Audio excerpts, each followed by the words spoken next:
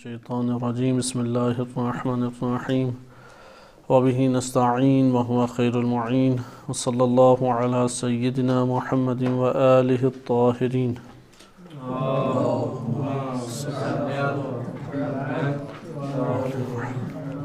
سورہ یونس آیت نمبر 94 اور 95 ارشاد باری تعالی ہوتا ہے فَإِن كُنْتَ فِي شَكٍّ مِّمَّا أَنزَلْنَا إِلَيْكَ فَاسْأَلِ الَّذِينَ يَقْرَؤُونَ الْكِتَابَ مِن قَبْلِكَ لَقَدْ جَاءَكَ الْحَقُّ مِن رَّبِّكَ فَلَا تَكُونَنَّ مِنَ الْمُمْتَرِينَ وَلَا تَكُونَنَّ مِنَ الَّذِينَ كَذَّبُوا بِآيَاتِ اللَّهِ فَتَكُونَ مِنَ الْخَاسِرِينَ۔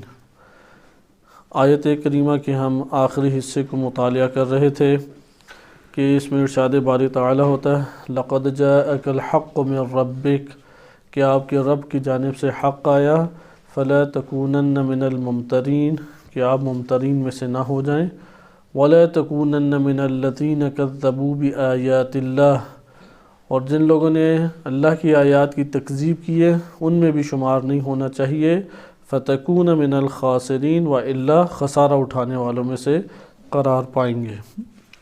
یہاں پہ آیت کریمہ میں دو نہیں وارد ہوئی ہے، ایک ہے ممترین سے نہیں اور ایک ہے مکذبین جنہوں نے تکذیب کی اور جھٹلایا، اس سے نہیں وارد ہوئی ہے، کیونکہ ان دونوں کا نتیجہ خسارہ ہے۔ یعنی انسانی زندگی نفع اور نقصان کے اوپر مبتنی و مشتمل ہے، اور یہ انسانی فطرت میں اللہ تعالیٰ نے قرار دیا ہے کہ وہ اپنے نفع کو حاصل کرے اور نقصان سے دور ہو۔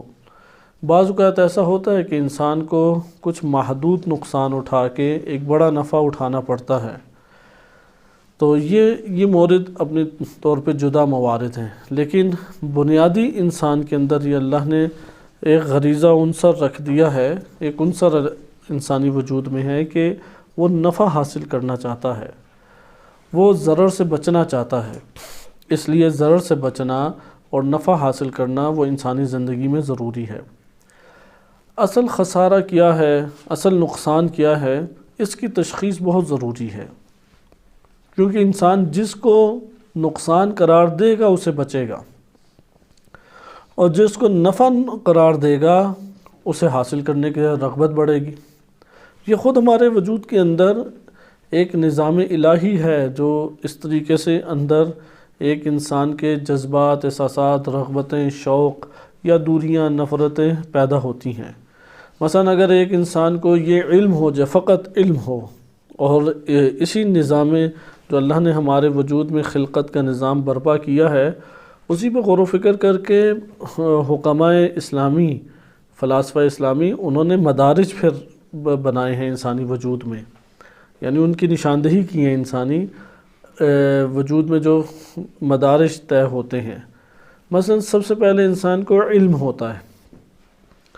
اگر ہمیں یہ علم ہو جائے کہ فلاں چیز میں ہمیں بہت زیادہ فائدہ ہے، مثال کے طور پہ اگر میں نے فلاں عمل انجام دیا اس کے نتیجے میں بالفرض مجھے 1 کروڑ روپے مل جائیں گے، اور اس کا جیسے ہی مجھے علم ہوگا تو میرے نفس میں رغبت پیدا ہوگی یا نہیں؟ میرے اختیار سے رغبت پیدا ہوگی یا اس علم کا خود بخود یہ نتیجہ نکلے گا؟ اس کا آپ تنہائی میں غور کریں اپنے وجود میں جا کے کہ خود بخود وہ رغبت پیدا ہوتی ہے یا میں ارادے سے رغبت پیدا کرتا ہوں، یعنی جیسے ہی علم ہوا رغبت پیدا ہو جائے گی۔ لہذا ہم اپنی عام زندگی میں دیکھتے ہیں کہ فائدے کے بارے میں ایسا ہی ہے، جیسے ہی علم ہوتا ہے اس کو پانے کی رغبت حاصل ہو جاتی ہے۔ رغبت شوق کو جنم دیتی ہے، شوق اور رغبت پھر ارادے کو جنم دیتا ہے، ارادہ جو ہے وہ عمل کو جنم دیتا ہے۔ یہ انسان نفع کی طرف اس طرح سے اٹھتا ہے۔ مثلا آپ عام اپنے مسائل کی طرف آئیں گے، ان کے کروڑ روپے تو نہیں ملنے ہیں، عام ہم اپنے ہی روزمرہ کے جو مسائل ہیں، بعض افراد ہیں جو گھر کی تلاش میں ہوتے ہیں، بعض اقامہ لینے کی کوشش میں ہوتے ہیں، بعض مثلا ممکن ہے کوئی اور فائدہ اٹھانا چاہتے ہیں، مریض ہے، شفا لینا چاہتا ہے یا علاج کرنا چاہتا ہے۔ تو اگر ہمیں پتہ لگ جائے کہ میں نے فلاں ادارے میں ڈاکومنٹ جمع کرا دیے تو مجھے اقامہ مل جائے گا، اس کی اطلاع ملتے ساتھ میرے نفس کے اندر رغبت پیدا ہوگی یا نہیں؟ یہ قدرتی طور پہ ایک رغبت پیدا ہوگی۔ یہ رغبت ارادے کو پھر شوق اور ارادے کو جنم دیتی ہے، لہذا یہاں سے جو ارادہ جنم لیتا ہے وہ ہمارے اختیار سے باہر ہے، حتماً ارادہ جنم لے گا۔ ارادے کے بعد پھر عمل اختیاری عمل جنم لیتا ہے، کیونکہ ارادے اختیاری عمل کہتے ہی وہ ہیں کہ جو ارادے اور اختیار کے ساتھ جنم لے۔ اسی طرح نقصان ہے، اگر یہ پتہ لگ جائے میں نے یہ کام کیا تو اس کا یہ خسارہ نکلے گا، بالفرض کہ اگر میں نے فلاں جا کے دکان سے چیز لی تو مجھے یہ وائرس کرونا لگ جائے گا، اور لگ گیا تو موت کے منہ میں جا سکتا ہوں۔ جیسے ہی یہ اطلاع مجھے ملے گی، رغبت بڑھے گی یا ادھر جانے سے نفرت بڑھے گی؟ یعنی خود بخود نفرت جنم لے گی، خود بخود۔ یہ جو خود بخود نفرت جنم لے گی یہ ارادے کو پھر جنم دے گی، اور ارادہ آ کے روکے گا نفس کو کہ ادھر قدم نہیں بڑھانا تم نے، اس لیے ارادے اور اختیار سے انسان قدم نہیں بڑھائے گا۔ یہ ایک آن میں سارے کے سارے مراحل انسانی نفس میں طے ہوتے ہیں۔ اسی طریقے سے قرآن کریم اسی عنصر جو انسان کے اندر اللہ نے خلقت میں رکھ دیا ہے اس سے استفادہ کرتے ہوئے دو چیزوں سے نفی فرما رہا ہے۔ ایک ہے وَلَا تَكُونَنَّ مِنَ الْمُمْتَرِينَ، ممترین میں سے ہو گئے تو بہت بڑا خسارہ ہے، بہت ہی بڑا خسارہ۔ یا وَلَا تَكُونَنَّ مِنَ الْمُكَذِّبِينَ، یعنی وَلَا تَكُونَنَّ مِنَ الَّذِينَ كَذَّبُوا بِآيَاتِ اللَّهِ، کہ اللہ کی آیات کا جنہوں نے انکار کیا، تکذیب کی، ان میں سے مت قرار پاؤ، کیونکہ اگر یہ دو اعمال انجام پا گئے تو انسانی وجود کے پاس جتنا بھی سرمایہ دنیا اور آخرت کا ہے وہ چلا جائے گا۔ یعنی دنیا میں بھی جو وہ سیدھی راہ پہ چل سکتا تھا، حلال کھا کما سکتا تھا، اور اللہ کی نعمات سے استفادہ کرتے ہوئے دنیا کی زندگی بسر کر سکتا تھا، کچھ بھی نہیں رہے گا، کوئی ضابطے اس کے ہاتھ میں نہیں رہیں گے، کیونکہ شریعت کہاں سے آئے گی؟ قرآن کے ذریعے سے۔ اسی طریقے سے آخرت کے ہمیں کس طرح سے ہدایت ملے گی کہ کون سے اعمال انجام دے آخرت آباد ہو؟ قرآن کے ذریعے سے۔ نجات کہاں سے حاصل ہوگی؟ مشکلات جو ہمیں پیش آتی ہیں اس میں علاج اور حل، الہی حل جو ہے وہ کہاں سے ملے گا؟ اگر یہی آیات مشکوک ہو جائیں یا انہی آیات کو ہم رد کر دیں یا تردید کا شکار ہو جائیں تو انسان اپنا سارا سرمایہ کھو بیٹھے گا۔ یعنی انسانی وجود میں قرآن سے بڑھ کر نفع بخش چیز کوئی نہیں ہے، اور اگر اس نفع بخش چیز کو انسان اپنے ہاتھ سے دے دے تو اس سے بڑا خسارہ کوئی نہیں ہے۔ اس لیے پورے دن میں اگر قرآن کی تلاوت نہ ہو اور اس پہ غور و فکر نہ ہو یہ خسارہ ہے۔ ایک بندہ مثلا حوزوی علوم پڑھتا رہے، کیونکہ ہم حوزوی علوم میں مشغول ہیں یا طلاب اور مومنین سے ملاقاتوں میں مشغول ہیں، تیسرا تو کوئی کام طالب علم کا خاص نہیں ہوتا۔ اب یہاں پہ ہم بالفرض نیک کام ہیں، ہم حوزوی علوم میں مشغول رہے دن سے رات اور رات سے صبح تک، نہ قرآن کی خدمت میں آئے، نہ قرآن کی تلاوت، نہ قرآن کے اوپر غور و فکر کیا، یہ خسارے کا دن ہے۔ ادھر ہم نے عملی طور پہ قرآن کو پس پشت ڈال دیا، لہذا قرآن کے محضر میں انسان ضرور بیٹھے۔ آئیں اب ہم اس چیز کا جائزہ لیتے ہیں کہ یہاں پہ دو نہیں وارد ہوئی ہیں، اور ان دو نہیں کے وارد ہونے کی علت کیا ہے؟ خسارہ۔ خسارے سے اللہ کی ذات بچانا چاہتی ہے۔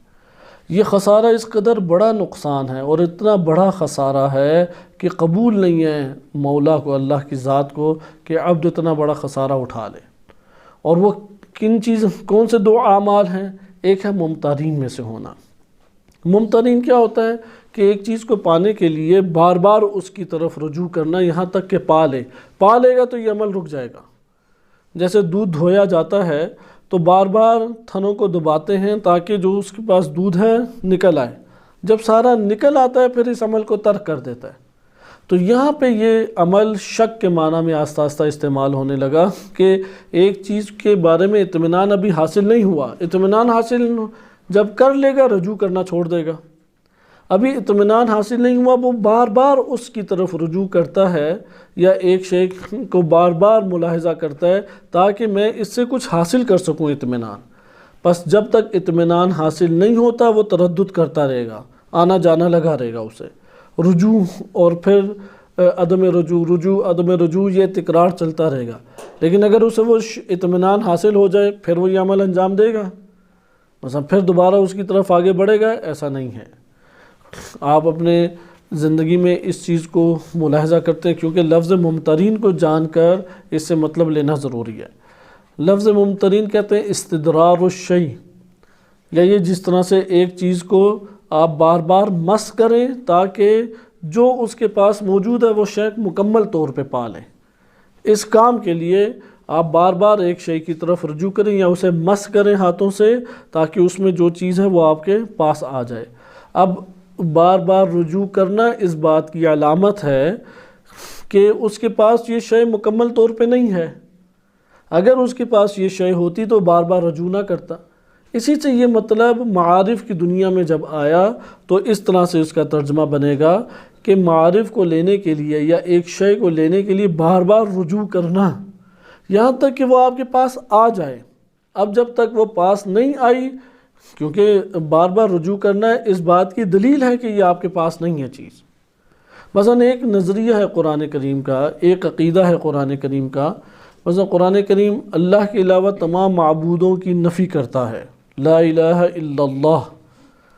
اب یہ قرآن کا ایک ٹھوس نظریہ ہے، محکم قرآن کا، جس کے اوپر ایمان لانا ضروری قرار دیا گیا ہے۔ ایک فرد کے پاس یہ معرفت یا یہ علمی قرآنی جو پہلو ہے وہ اس کے پاس نہ آئے تو وہ بار بار اس کے اوپر غور و فکر کرنا چاہے گا، اس کے اوپر بار بار سوال اٹھائے گا، بار بار اعتراض کرے گا۔ کیوں؟ تاکہ یہ اس کے پاس با اطمینان طور پہ آ جائے۔ اب اس کا بار بار رجوع کرتے رہنا اس بات کی علامت ہے کہ یہ بھی اس کے پاس موجود نہیں ہے، اور اس کا یہ نتیجہ نکلتا ہے کہ گویا کہ قرآن کے معارف کے اوپر شک ہے، پھر قرآن کے معارف کے اوپر تردد ہے۔ تردد اسی سے ممترین، تردد الامر کو بھی کہتے ہیں، ایک امر میں متردد ہو جانا، یعنی ایک امر کے سلسلے میں بار بار افراد کی طرف رجوع کرنا، مختلف افراد کی طرف رجوع کرنا تاکہ آپ کو قابل اطمینان طور پہ ایک چیز حاصل ہو جائے۔ جب حاصل ہو جائے تو تردد کا عمل آپ کا ترک ہو جائے گا۔ تردد کہتے ہیں، آنے جانے کو تردد کہتے ہیں۔ اس کی ایک اور آسان مثال آپ کی خدمت میں پیش کی جائے تاکہ ممترین کا کلمہ سمجھ لیں۔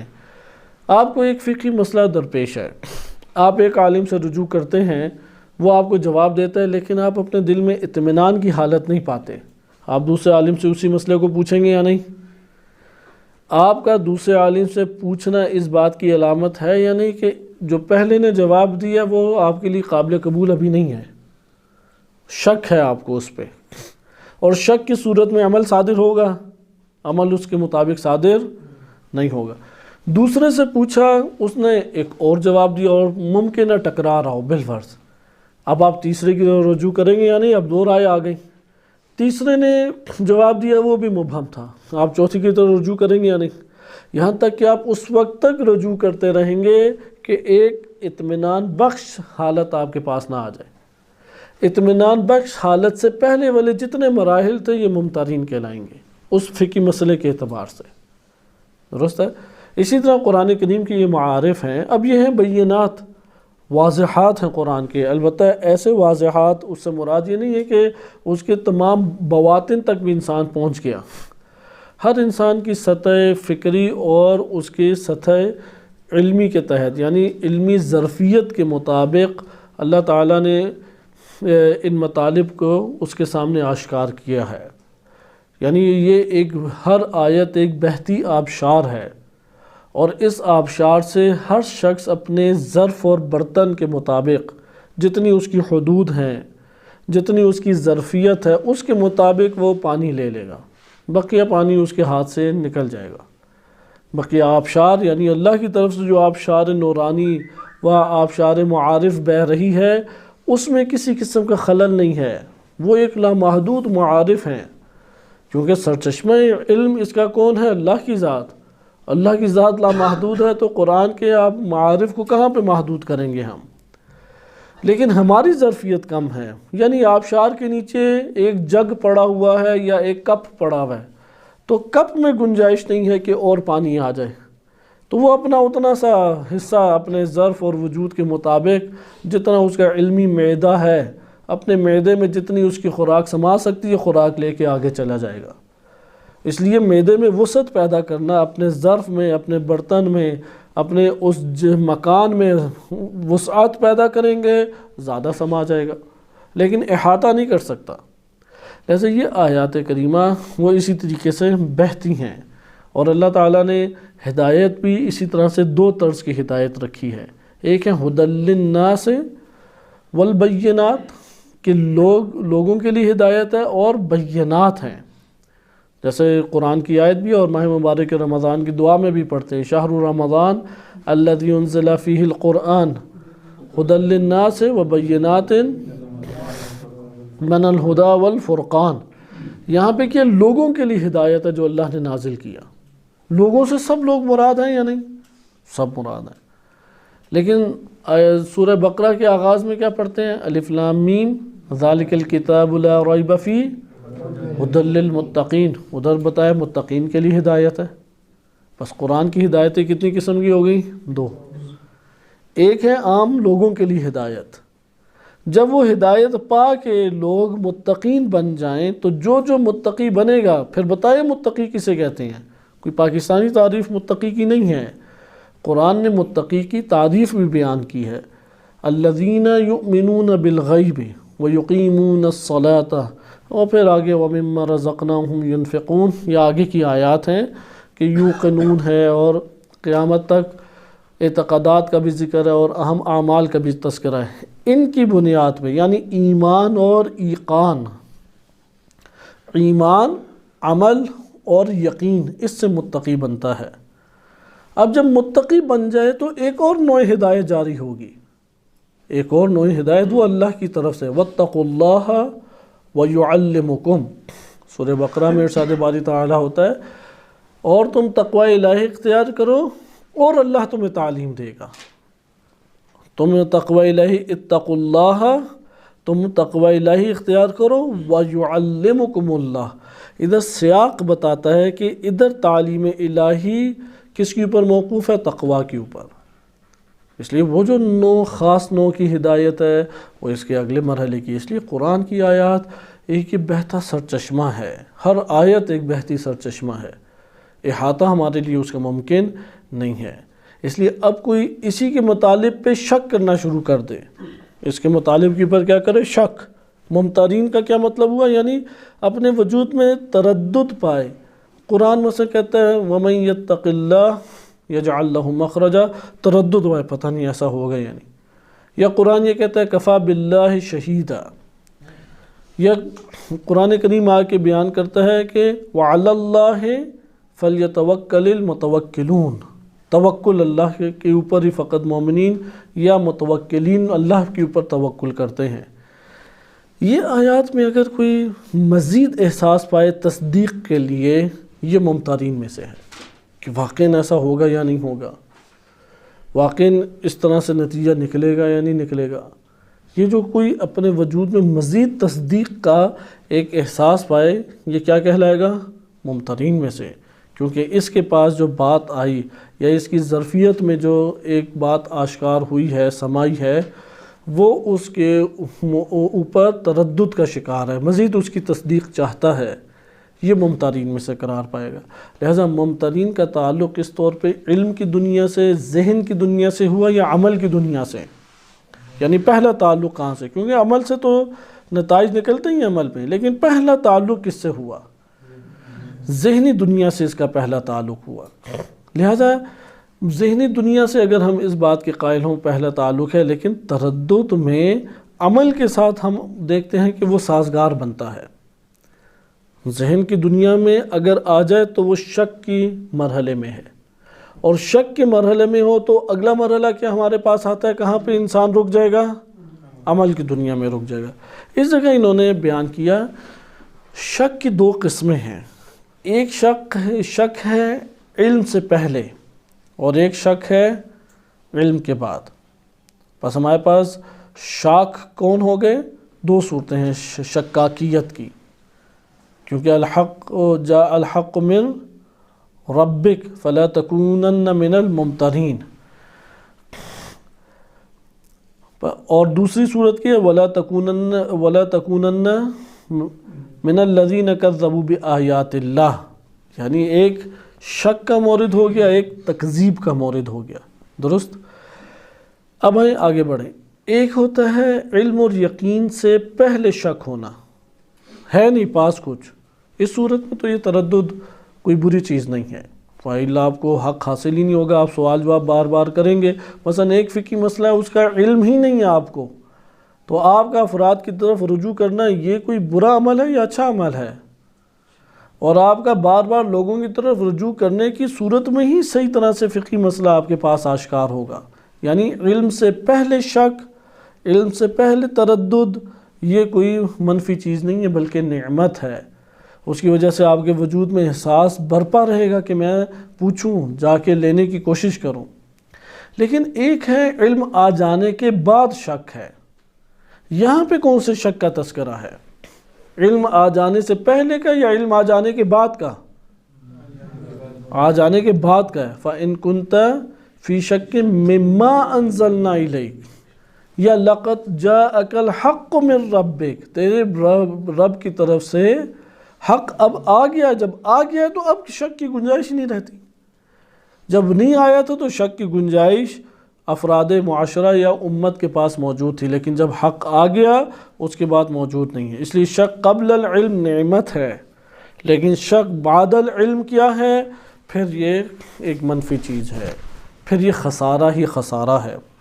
اچھا، شک کا تعلق جو ہے علم کے بعد اگر ہو تو وہ عمدی طور پہ ہوگا، عزمی اور عمدی ہے، اس کی کیا صفات ہیں؟ عمدی اور عزمی ہے۔ یعنی اگر شک ہو کس کے بعد؟ علم آ جانے کے بعد ہو، تو اب جو اس نے علم آ جانے کے بعد شک کیا ہے، یہ شک کھڑا ہے کس کے اوپر؟ ارادے کے ساتھ اس نے یہ کام خراب کیا ہے، اپنا ارادے کے ساتھ اس نے اپنے آپ کو شاکی بنایا ہے، عزم کیا ہے۔ عزم اور ارادہ ایک ہی چیز ہے، صحیح ہے؟ عمدن کسے کہتے ہیں؟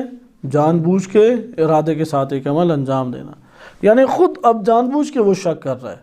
اس کی مثال اسی طریقے سے جیسے بنی اسرائیل کو اللہ تعالیٰ نے، کیونکہ ایک واقعہ پیش آیا حضرت موسیٰ علیہ السلام کے دور میں یا کسی ایک ان کے دور میں کسی ایک علاقے میں، کہ ایک مومن جوان کو قتل کر دیا گیا، قاتل کا نہیں پتہ تھا کون ہے، تو ایک اللہ تعالیٰ نے بھی طریقہ کار انتخاب کیا کہ ایک ان کے علاقے میں بیل تھی، اور وہ بیل سب کو بہت پسند تھی، بڑی خوبصورت بیل تھی اور سب بیلوں سے جدا بھی تھی، تو اللہ سبحانہ وتعالیٰ نے حکم دیا اسے ذبح کرو اور اس کا ٹکڑا جو ہے وہ میت کو لگاؤ، وہ میت اٹھے گی اور خود بتائے گی۔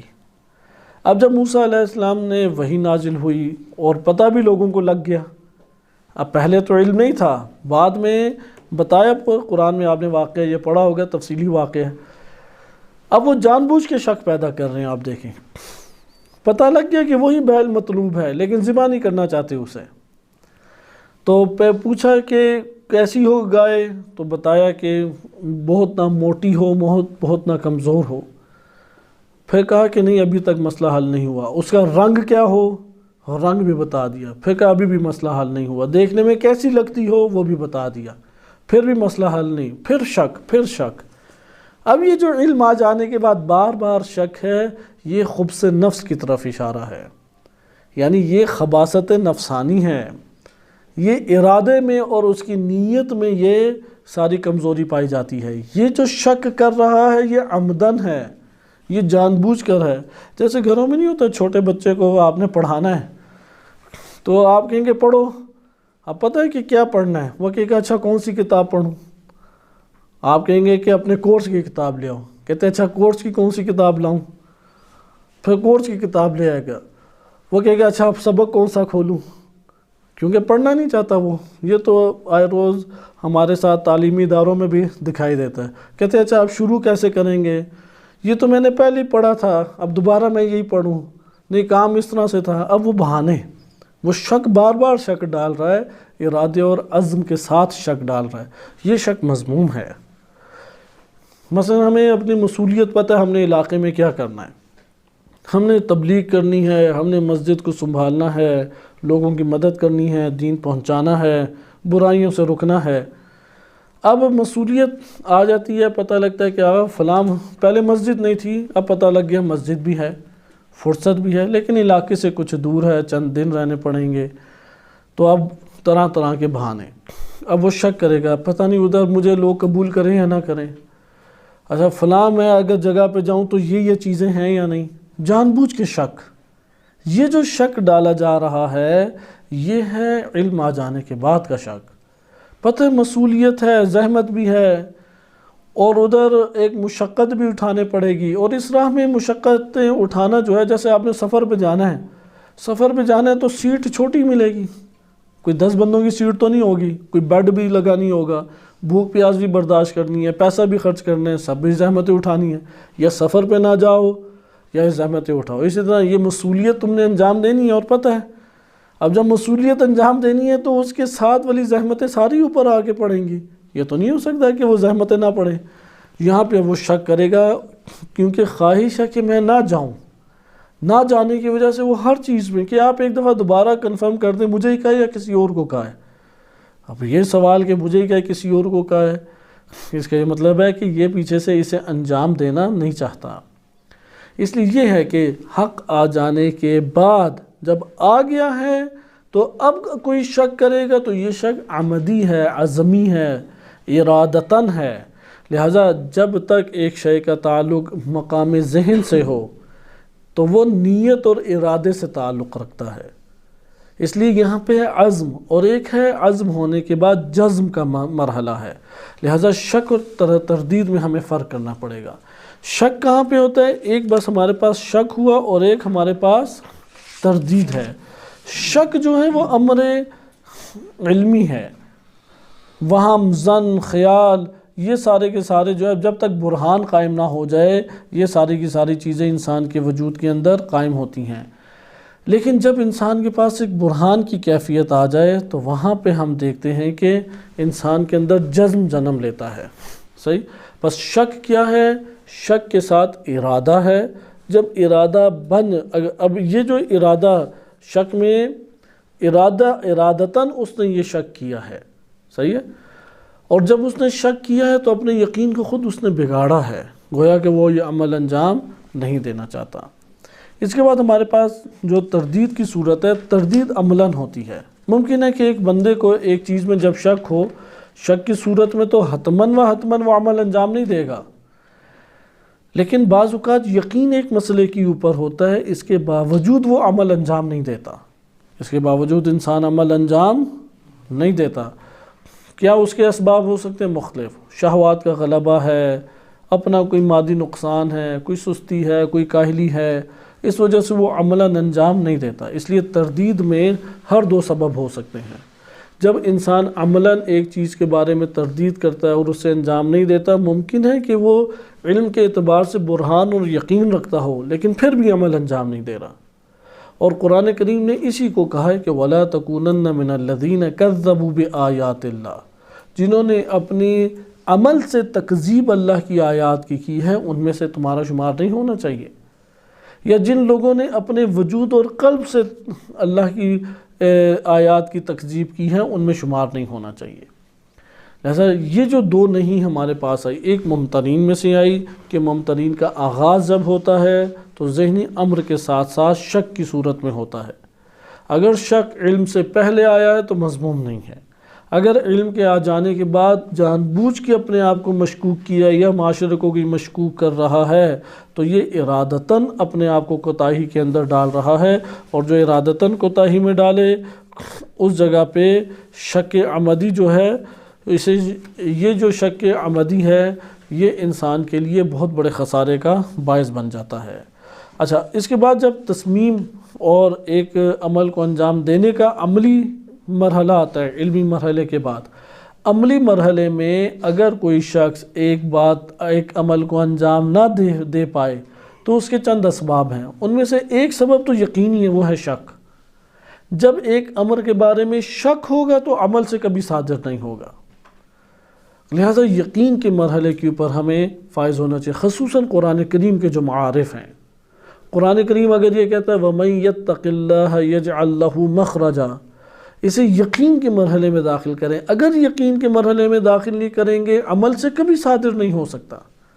اگر قرآن کہتا ہے کہ توکل فَتَوَكَّلُوا عَلَى اللَّهِ، اللہ کے اوپر تم توکل کرو یا اس ذات پہ توکل کرو کہ حی لا یموت، کہ جو حی ہے جسے موت ہی نہیں آنی، جو تم سے دور نہیں ہو سکتا، اس کی مدد تم سے چھن نہیں سکتی، اس کے اوپر توکل کرو۔ اگر اس کے اوپر انسان کو یقین نہ آئے، اس کے عمل سے یہ توکل صادر نہیں ہوتا۔ وہ انہی طریقوں کو اختیار کرے گا، پیری فقیری کے طریقے، تعویذ دھاگوں کے طریقے یا دیگر طریقوں کو، وہ اللہ کے اوپر توکل اس کے دل میں نہیں بیٹھے گا۔ اسے مادی دنیا کے اسباب کے اوپر ایک آسرا اور بھروسہ اپنے وجود کے اندر احساس ہوگا، لیکن جب اللہ کی طرف آئے گا تو تاریکی کا، اندھیرے پن کا اسے احساس ہوگا۔ لہذا یہ جو احساسات ہیں یہ در حقیقت شک کی وجہ سے پھوٹتے ہیں، اس لیے شک کو انسان اپنے وجود سے ختم کرے تو جہاں پہ علمی مسائل ہوتے ہیں، عملی مسئلہ حتماً ہوتا ہے۔ اچھا، بعض اوقات یہ بھی ہو سکتا ہے کہ انسان کو شک نہ ہو، جیسے قرآن نے خود اس مورد کو ذکر کیا وَجَحَدُوا بِهَا وَاسْتَيْقَنَتْهَا أَنفُسُهُمْ، کہ سورہ غالباً سورہ نمل آیت نمبر 14 میں ارشاد باری تعالیٰ ہوتا ہے وَجَحَدُوا بِهَا، انہوں نے ان اللہ کی آیات کا انکار کر دیا۔ جحدوا، جحود کہتے ہیں جانتے بوجھتے ہوئے انکار، کفر عام ہے، وہ جہالت کی بنیاد پہ بھی ہو سکتا ہے، جانتے بوجھتے ہوئے بھی ہو سکتا ہے۔ جحود وَجَحَدُوا بِهَا، اللہ کی آیات کا انہوں نے انکار کیا، وَاسْتَيْقَنَتْهَا أَنفُسُهُمْ، ان کی جانیں اس کے اوپر کیا لا چکی تھیں؟ یقین لا چکی تھیں، لیکن اس کے باوجود انہوں نے انکار کر دیا۔ یہاں پہ انکار کی کیا وجہ ہے؟ وہ وجہ ہمارے پاس آتی ہے کہ ان کے یا شہوات کا مسئلہ ہے، یا دنیا میں جو ان سے چیزیں چھن رہی ہیں اس کا ان میں حوصلہ نہیں پایا جاتا، یا اس کے اسباب دیگر ہیں۔ بس یہاں سے ہمارے پاس یہ خسارے کا مورد آشکار ہوا کہ ایک ہے شک کی صورت میں خسارہ، یہ تو بہت بڑا خسارہ ہے، عملی دنیا میں تو یقیناً خسارہ، اندر بھی تاریک ہے، بیرون بھی تاریک ہو جائے گا۔ اور ایک دفعہ ہے تردید کے مرحلے میں عملی طور پہ خسارہ، اور وہ خسارہ تب ہوتا ہے، ممکن ہے بعض اوقات اندر کی دنیا میں یقین ہو، لیکن تب بھی بیرونی دنیا میں اس نے جو تردید کی اور اس کو انکار اس نے کیا، یہ بھی ایک بہت بڑا خسارہ ہے، اور یہ خسارے معاشروں کو عذاب الہی کا شکار کرتے ہیں، اس قدر بڑے نقصان اور خسارے ہیں۔ وصلی اللہ علی سیدنا محمد وآلہ الطاہرین۔